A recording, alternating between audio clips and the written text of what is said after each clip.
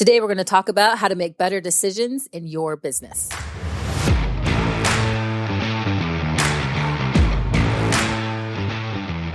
I'm sitting in my hotel room right now in Bali. My balcony overlooks someone's home. This home has a Hindu temple inside of it, which is beautiful and also fascinating. It smells like smoke from a fire that someone used to cook their morning breakfast. That breakfast smells familiar and also a little different. There's spices I recognize and spices that I've never smelled in my life. Every now and then you get a whiff of the sewer and cigarette smoke. The air is warm and it's thicker than I expected. Whenever you leave your bedroom, and if you're blessed to have AC, which I'm learning in Bali is somewhat rare, and you go outside, it's hot and you're usually sweaty. Cars are honking. The ocean is rolling. Life here is so relatable, yet so different from what I'm used to. It's such an experience. It's such a culture experience. And it's different than what I expected. It's not like what you see on Instagram. And that's what's challenging about it, but it's also what I love about being here.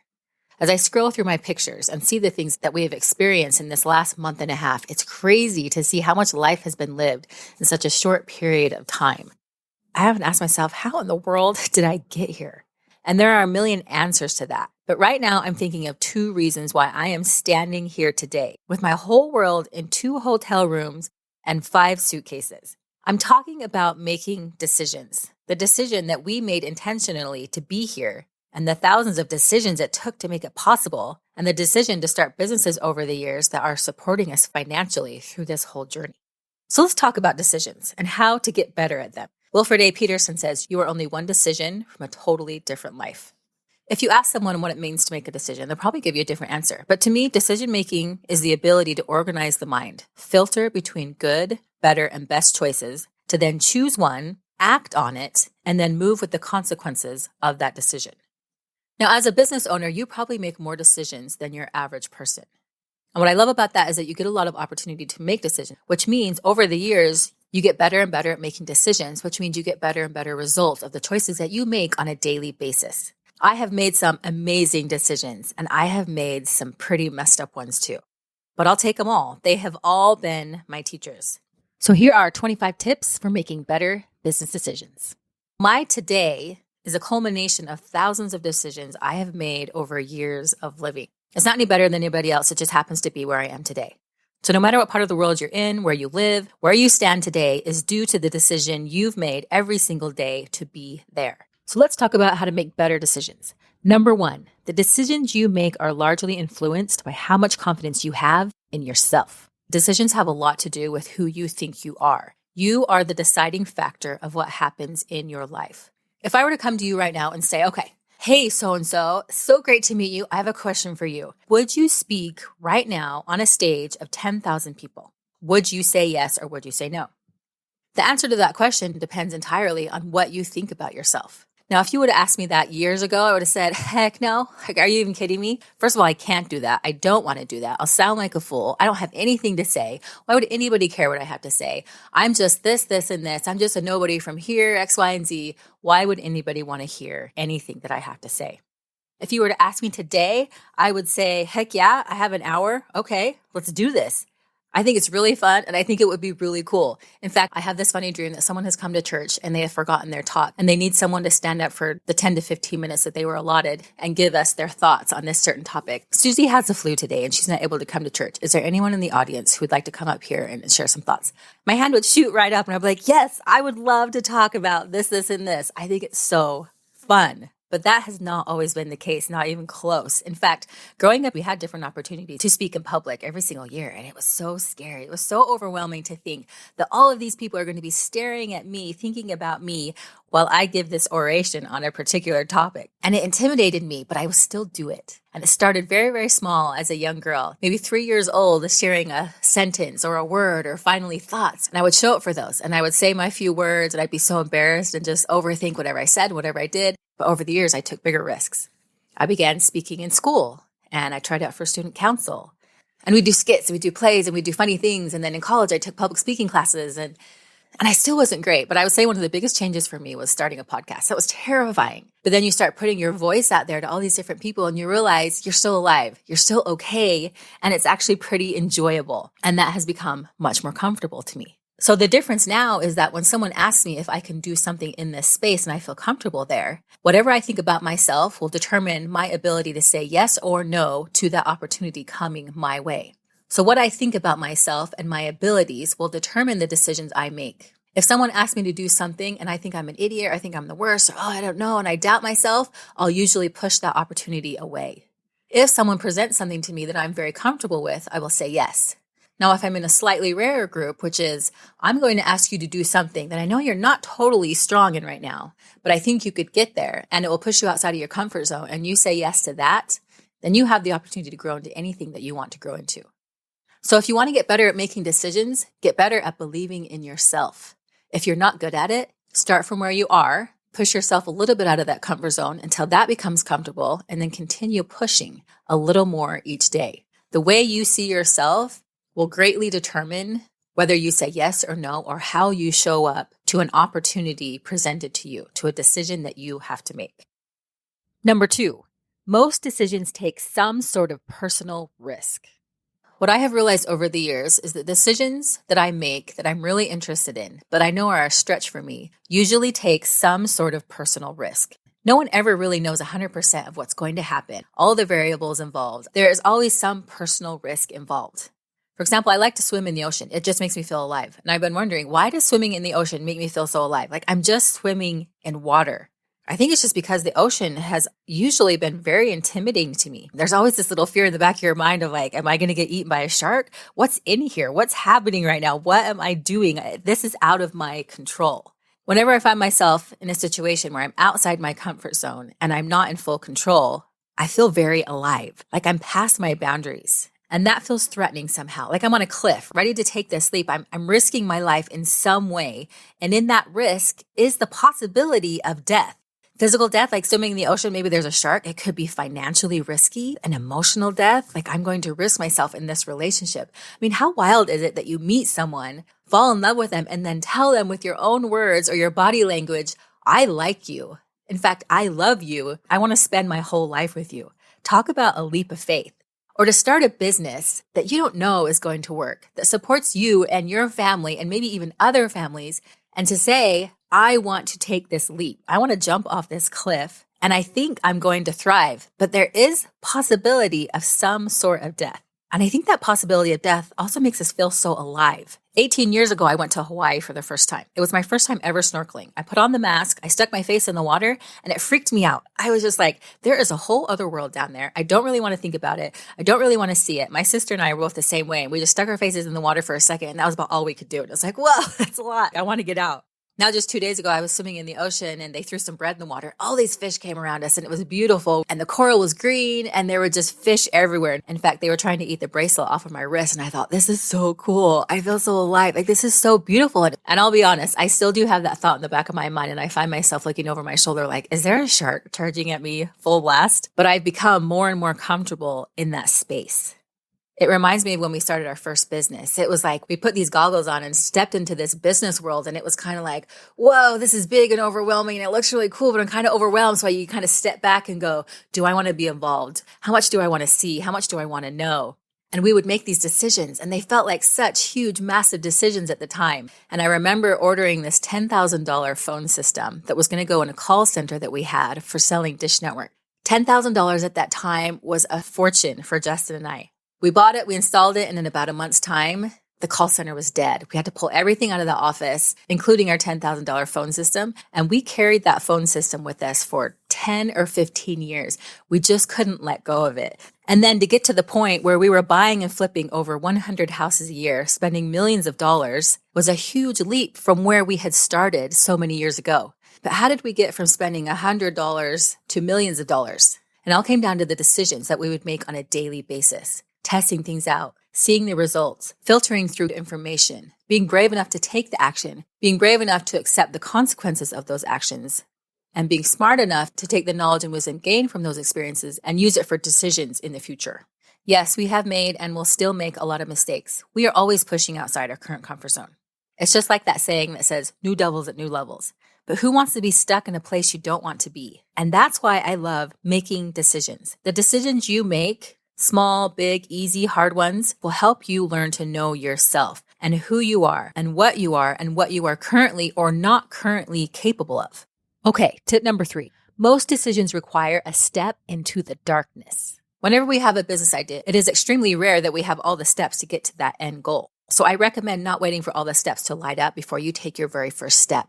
There is always a bit of a step into the darkness before that next step lights up. Tip number 4. If you're overwhelmed with the decision that needs to be made, get some of the easy decisions out of the way so that you can put all your energy into the project or the decision that you are avoiding.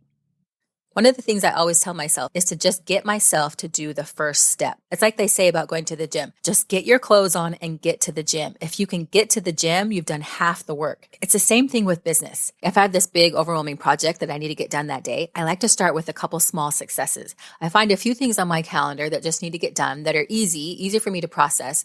Get those out of the way so that all my time and energy can be completely focused on this big project. In fact, I did that today. I was like, okay, I'm going to be creating a podcast. It's a little bit overwhelming because you're sharing your thoughts and your ideas. So I had all these little things on my calendar that were quick and easy for me to do. Didn't take a lot of my brain energy. I got those done, got those out of the way. And then I knew that there was nothing else that my brain could say, hey, why don't we do this or this? It was like, this was the only thing on my calendar. And so I could put all my time and energy into it. So I told myself, all I need to do is open up my Google Doc and start working on writing down some of my thoughts for this podcast. So I finished those few small tasks, opened up my Google Doc, started sharing some thoughts, and then we were just cruising. And before you know it, we're in podcast creation mode, and it feels good. And I already forgot that like an hour ago, I was overwhelmed with even taking on this big project. Tip number 5. When you make a decision, that decision starts making decisions for you. One of my favorite things about making a decision is that once you make one, it will start making other decisions for you. I know that every single day from this time to this time, that will be Tara's consolidated time for working only in the business. And that is an important decision for me to make. I have 3 kids who are homeschooling right now. I'm working with my husband. I'm traveling and I can get a lot of interruptions. But if I tell myself and I have made the decision and I know that I'm someone who honors my decisions, that decision I made to now work without any interruptions will start making decisions for me very easily. If someone comes to me and wants something, I say, not right now. At this time, I can help you with that. Or if my mind says, hey, this is kind of an overwhelming project. Why don't you check your email? I'm focused right now. Hey, why don't you go on this? Nope, I'm focused right now. I love making decisions because they start to make decisions for you. When something from the outside world comes in and says, hey, can you do this? Can you be here? Can I have your time, your energy, your attention? It helps you to not allow other decisions that are not as important trump the decision that is most important that you already made. It makes it so much easier to say yes or no when you've already made the decision beforehand. A simple personal example of this would be when I was young, I decided that I wouldn't drink or smoke. It was just kind of like, okay, yeah, sounds good. It's been a very easy decision. Do you want this? No. Do you want this? No. Easy peasy. There wasn't any guilt. There wasn't shame. It was just like, no, this is my decision. There was no drama. There was nothing personal in it. It was just done. Very simple. And trust me, I've had plenty of vices, but it's always nice to lessen those. I like the quote by Gordon Graham that says, decision is a sharp knife that cuts clean and straight. Indecision is a dull one that hacks and tears and leaves ragged edges behind it. Decisions allow you to cut through life and say, this is what's important to me. This is what I choose to do, which is what I choose to become, which is what I choose to have in my life. Number 6, your current situation will have a large impact on the options you have to choose from when making a decision. 2 days ago, our family was on the island of Nusa Penida. We signed up for this tour to check out these epic spots, these beautiful ocean locations that everybody wants to see when they come to Bali. And it was quite the ride, literally. We hopped in this old car. I mean, this car was pretty beat up and it was hot and the AC didn't work very well. And we were crammed in there. And if you've ever been to Bali, driving is no joke. The roads are narrow. It is an adventure. And we spent hours driving around on that hot island with AC that didn't work very well, bouncing all over the place, just barely squeaking by other cars and scooters. We'd hop out, go check out this epic location, surrounded by tourists everywhere, sweating our guts out, and we'd go from place to place. After one of the places that we stopped, the woman who was our driver for that day turned to us and said, you have 3 children? And we said, yes. How many do you have?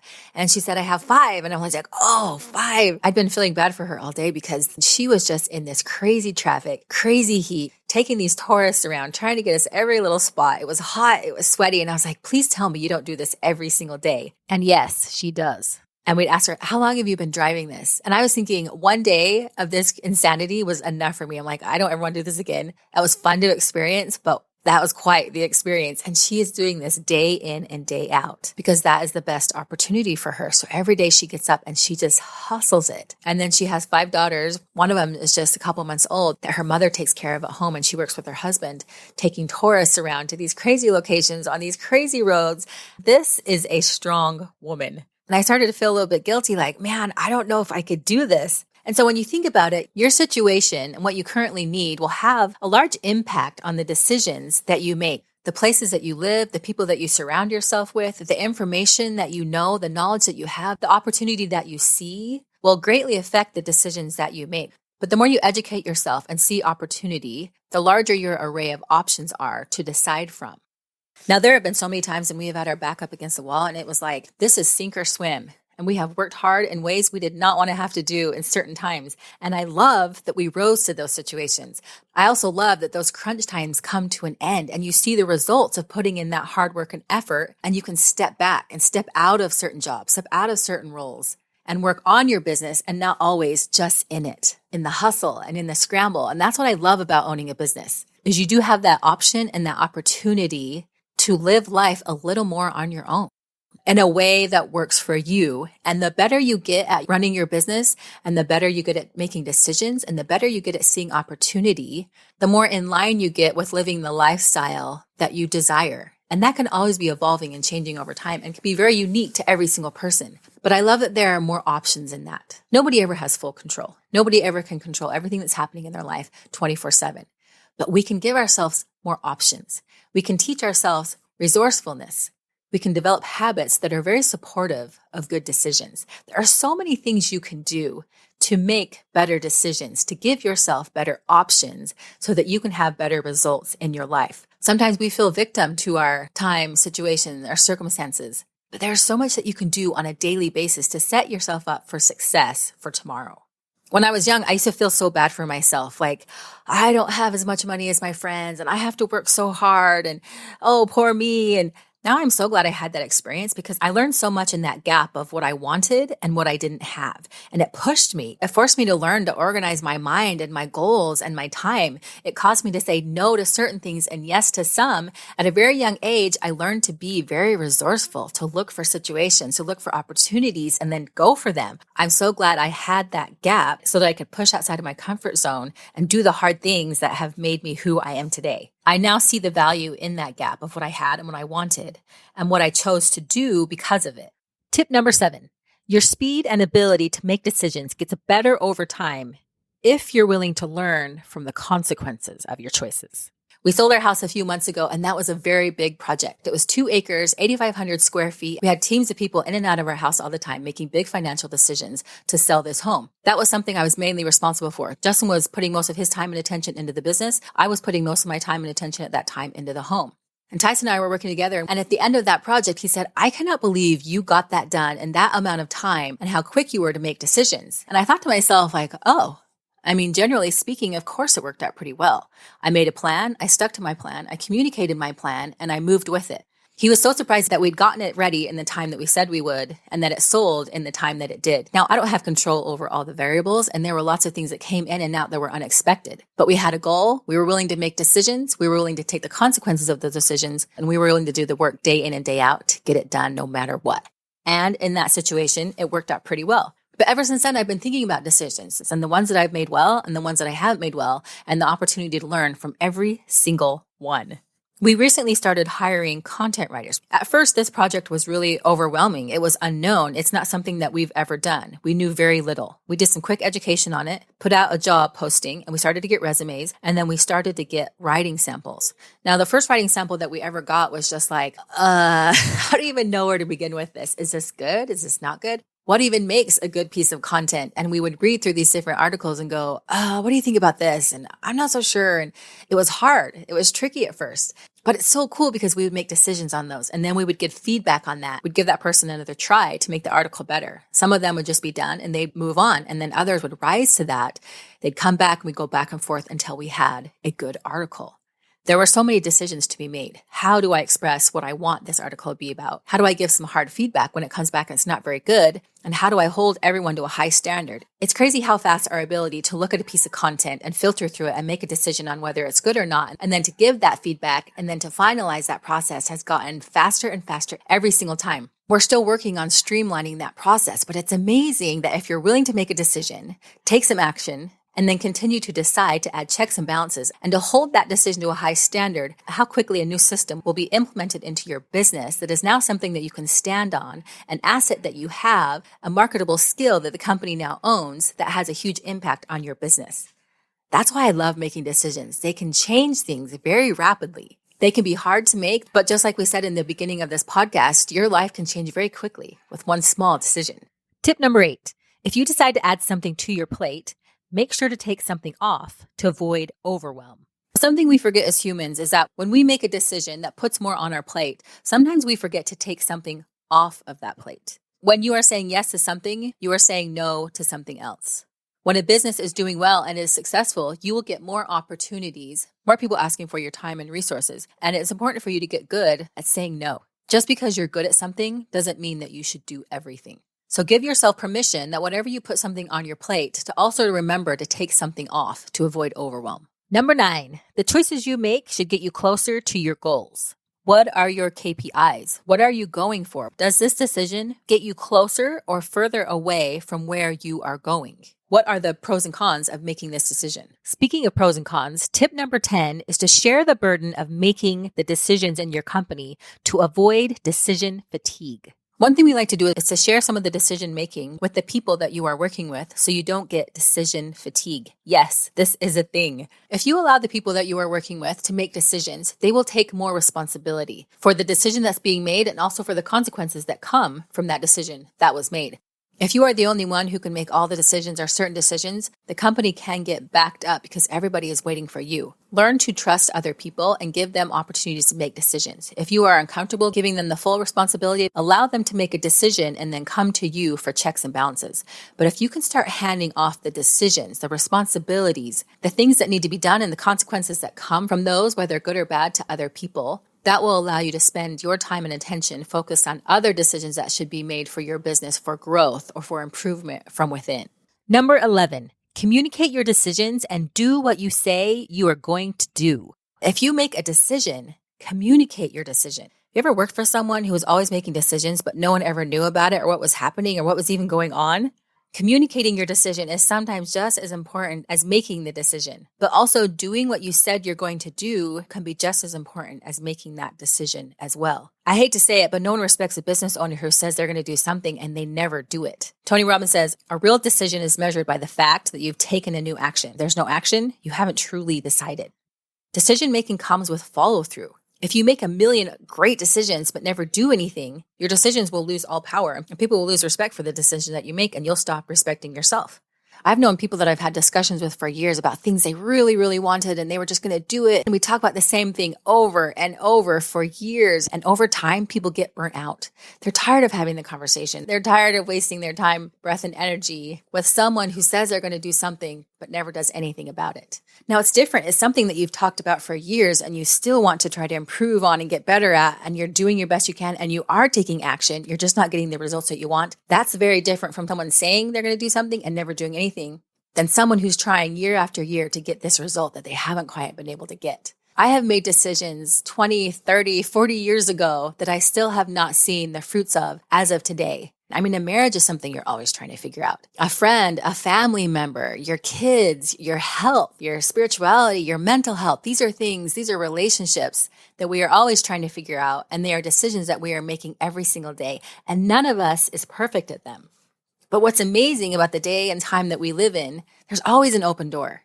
There's always a way to figure something out. And there's always freedom available to those who are willing to look at things a little differently, look at themselves a little differently, and who are willing to take that leap of faith, take that personal risk and step out and go, let's try this again. Even though I've tried this 25,672 times, today I'm going to try again because I believe in it and I'm going to figure it out at some point. And if it takes me 5 million failures to figure it out, I'm going to figure it out because it matters to me. And honestly, the journey ends up being just as cool as the end result you were going for.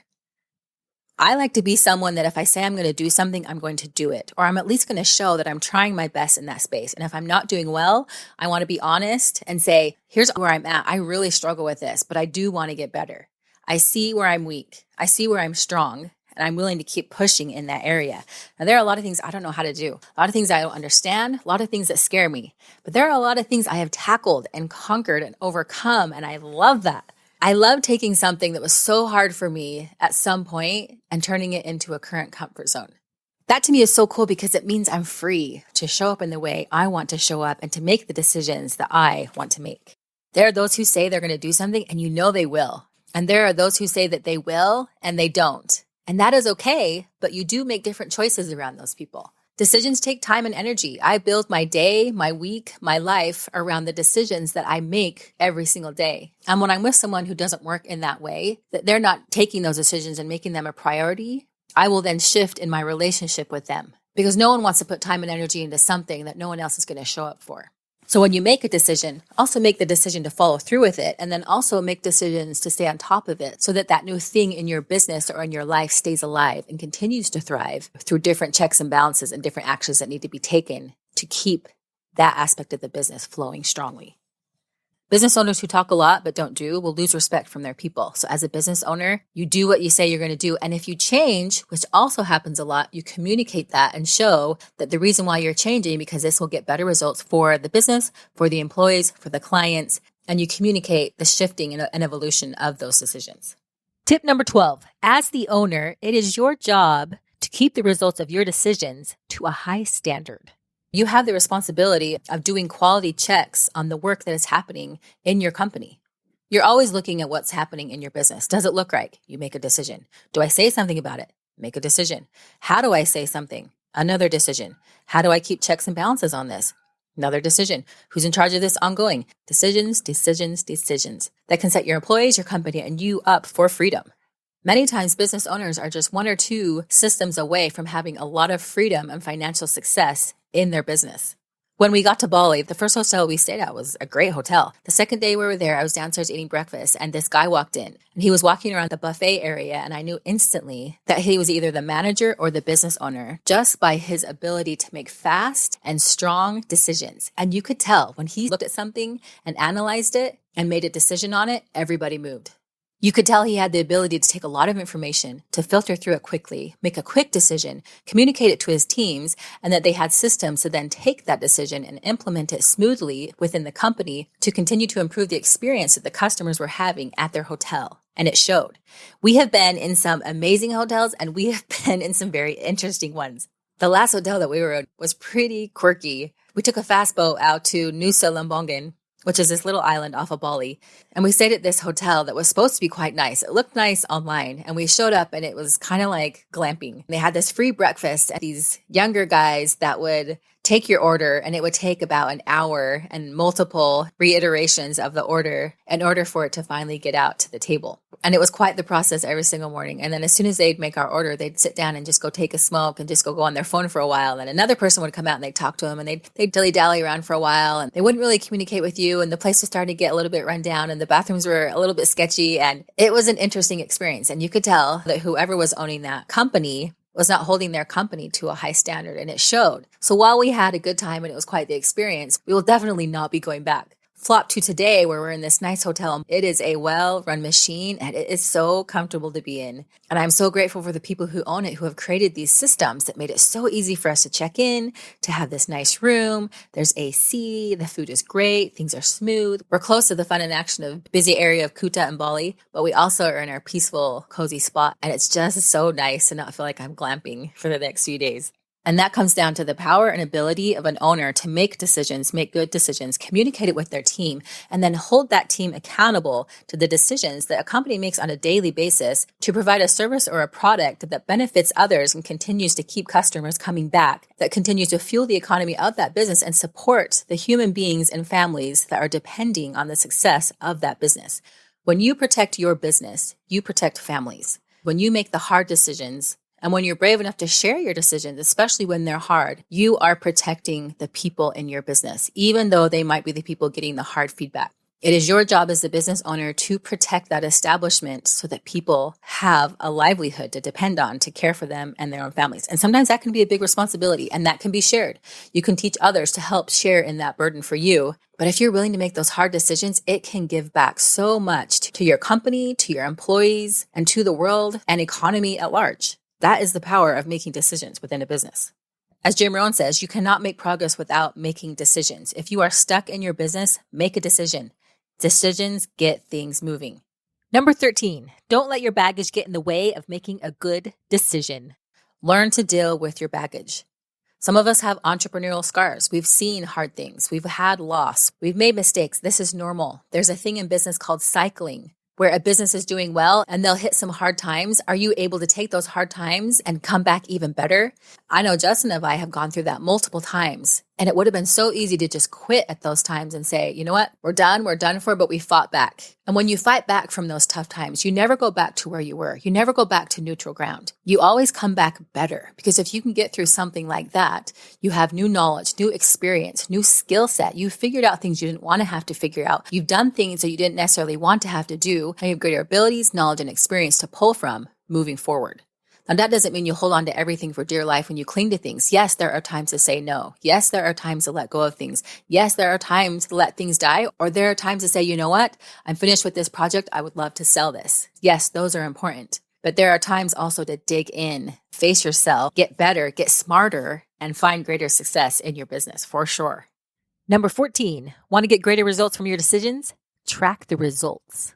If you really want to see improvement, also create predictable streams of income. It becomes important to track what is happening in your business. It's as they say, what gets measured grows. What's working? What are the numbers? What isn't working? Have conversations. Do you know your numbers? Do you know your KPIs? Do you know how much you're spending? What are the percentages of profit? What areas are taking up too much time, energy, and money? Are you looking at those numbers, analyzing what's working, what's not working, talking about it, and making the tough decisions to improve and grow in those areas, or to shut down and stop certain areas that are not profitable?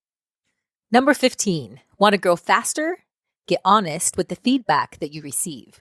It's pretty natural to avoid wanting to get feedback that's negative, right? We all struggle with that. Nobody wants to hear something bad about something you're working so hard in. Trust me, I know. If you have a podcast or social media, you're putting yourself out there in any way, you will get negative feedback. And that could be sometimes one of the hardest things about having a business.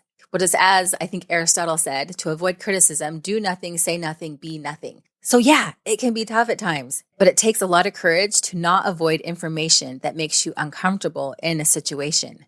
You are going to get some honest feedback. Sometimes that feedback comes in the form of not making the money that you want, or from employees who no longer want to work with you, or from just random trolls on the internet. You never know, but it's helpful to be honest with the information you're evaluating to make a decision. You will get positive and negative feedback, and it's important to check out both. Is there validity to this? Do I need to improve in this area? Sometimes negative feedback can be some of the best feedback that you'll ever get. We have done podcasts, sold programs, done events, sold houses, had different investments, worked with different partners, and we've gotten all kinds of different feedback. And that is an opportunity right there for you to rise and shine and go, is it true?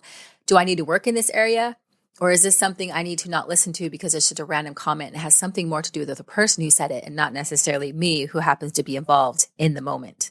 If it's just a crazy troll situation, you work it out of your system, you let it go, and you get back to work.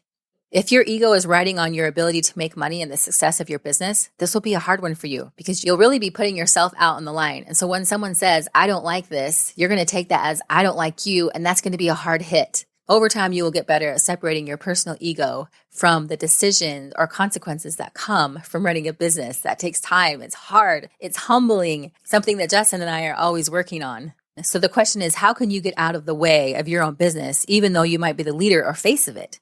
These can be some tough moments, but don't worry, I believe in you. The scariest voices you will ever face are the ones that live inside of you, inside of your own head. The scariest person you will ever face is your own self. And that's a beautiful thing because you are you and you have the option to change every single day. Number 16. Speaking of change, don't get stuck in a bad decision that you made long ago that seemed so right at the time. When I was young, I made the decision that when I grew up, I was going to be a mom and I was going to be a stay-at-home mom. And I thought it was the worst if I was going to have to work while having children. And I felt so much guilt for so many years. And finally I said, you know what?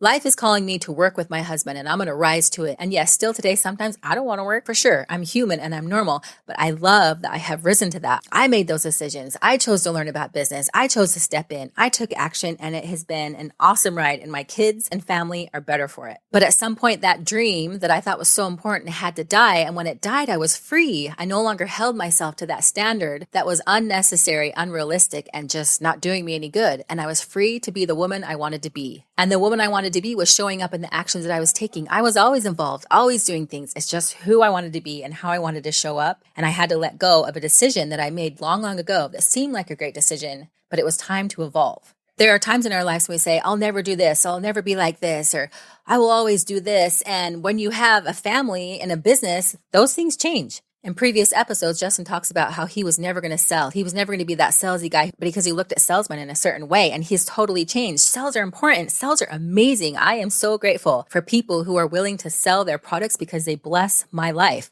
Just yesterday, I hopped off a boat, 5 suitcases, 5 backpacks, walked a few feet out of the harbor, and instantly a man came up to us and said, hey, you need a ride? Where are you going? This is my price. And we negotiated, and within a couple minutes, my family was in an air-conditioned van on our way to Kuta, and I barely had to lift a finger. It was amazing. I am grateful for this man who's out there willing to sell his services because we needed it. We needed his help. Otherwise, we would have been stuck in blistering heat trying to figure out what to do to get our family to our next spot. I am grateful for other business owners out there who take that leap of faith, who take that step of courage and go, I'm going to create something and do something about it. And I'm going to talk to other people about it. And I'm going to make decisions every single day that bless this company, the people who work for it, and the economy that we are involved in. Number 17. Now, obviously, some decisions go your way and some don't. One of the best things you can do is decide not to hold onto the bad story of a decision. There are so many investments that Justin and I have made that have not gone well. I have lost 2 figures, 3 figures, 4 figures, 5 figures, 6 figures, 7 figures. I've lost millions over the years. And that's only because over the years we've taken bigger risks.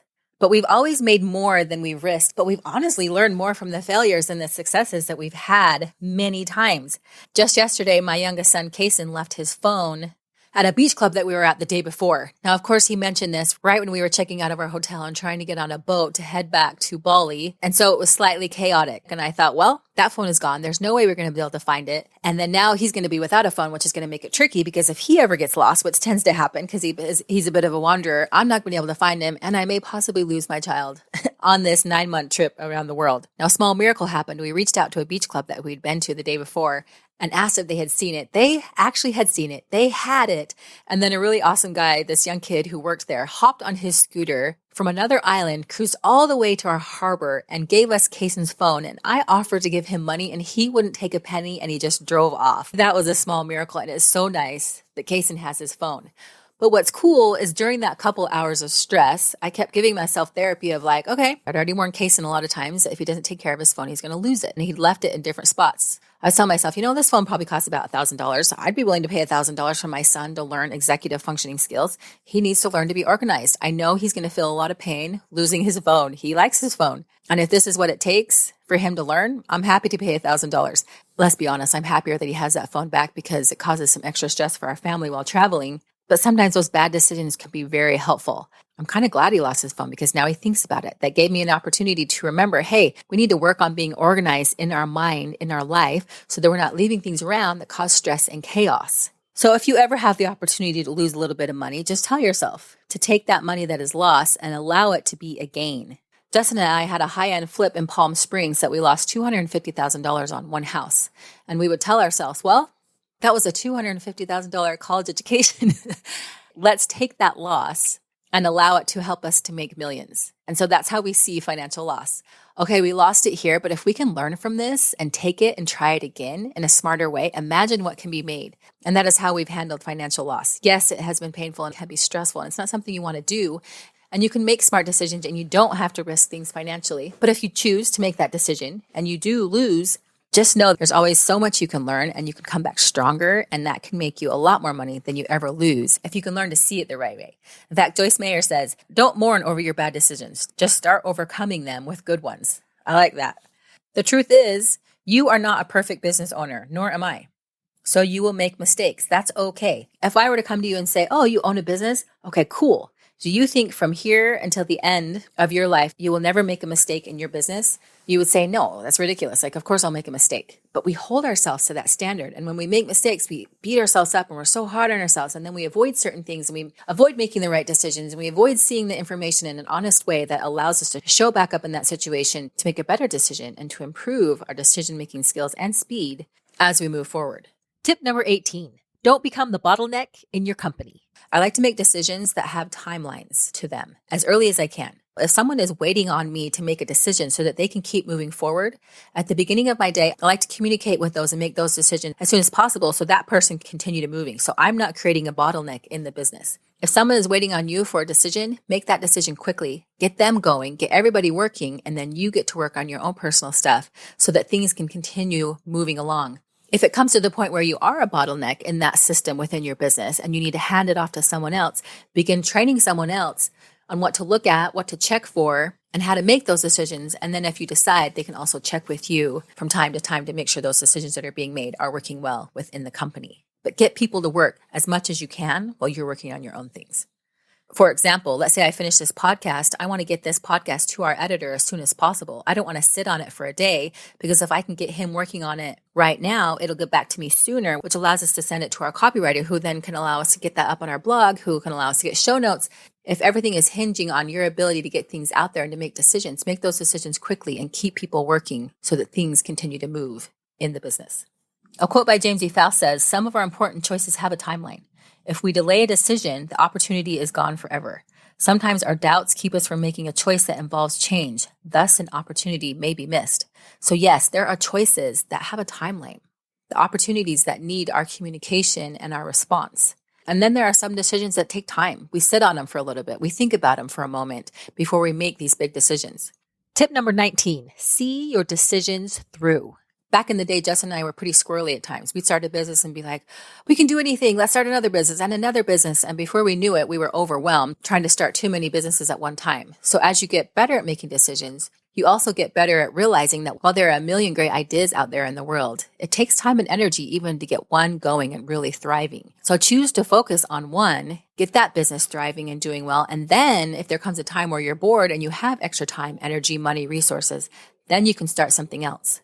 But focusing on something and building it into something special does take a lot of time and energy and attention, and decide to stick with that until you have that freedom to go into something else.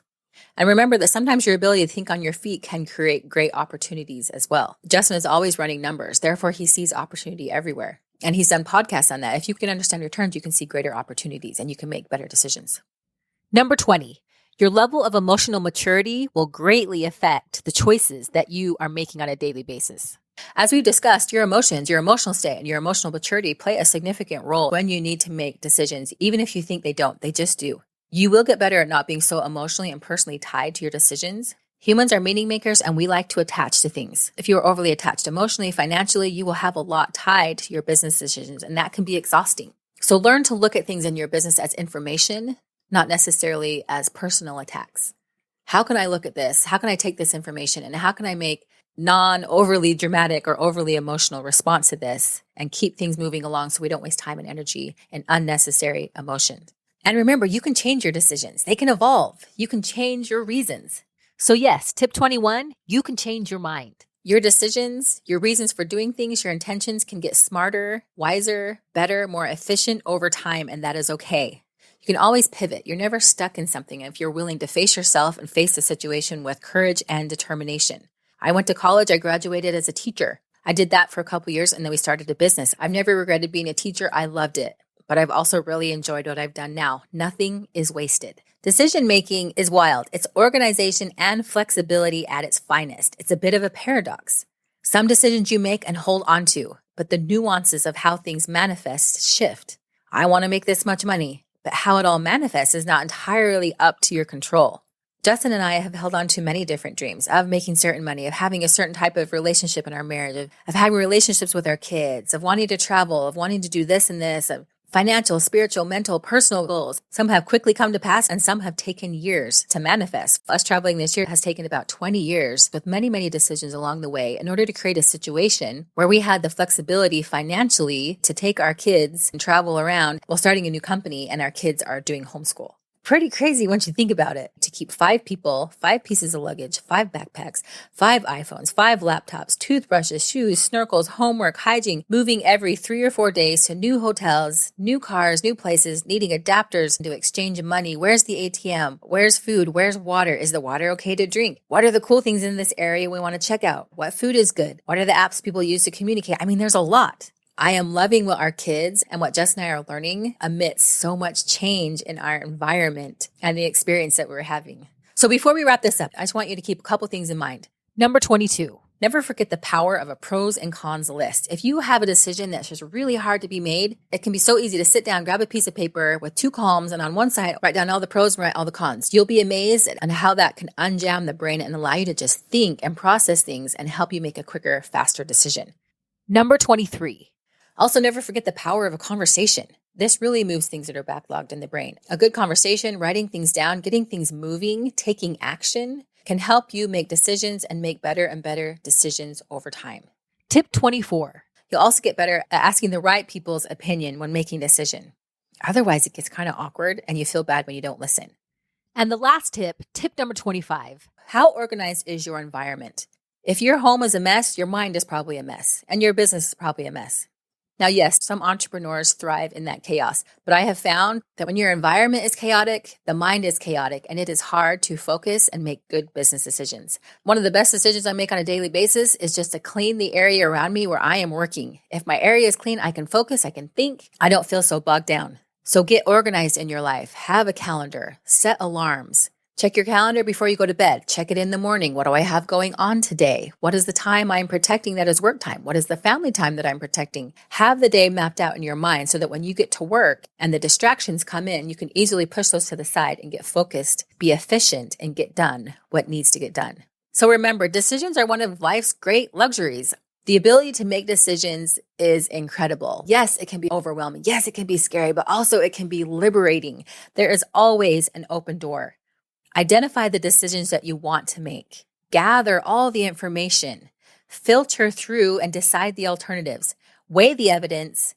Choose among the alternatives. Take action.